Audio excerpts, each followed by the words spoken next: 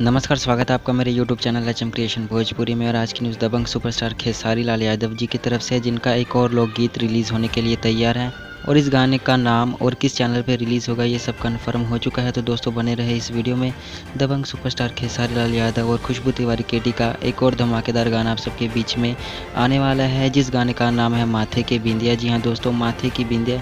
इस गाने को लिखा है यादव राज जी ने और म्यूज़िक दिया है आर्या शर्मा जी ने। और इस गाने को गाया है खेसारी लाल यादव और खुशबू तिवारी केटी ने अपनी आवाज़ में।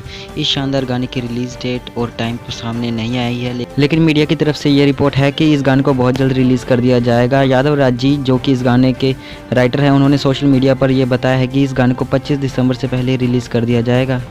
मीडिया की तरफ से ये भी रिपोर्ट है कि ये गाना फ़िलहाल तो ऑडियो वर्जन में आएगा, लेकिन इस गाने का जो वीडियो है वो भी बहुत जल्द रिलीज़ कर दिया जाएगा। फिलहाल तो खेसारी लाल यादव जी के बड़े बजट के गाने रिलीज़ हो रहे हैं। लॉकडाउन के बाद ज़्यादातर खुशबू तिवारी केटी के साथ ही खेसारी लाल यादव जी ने गाने गाए हैं।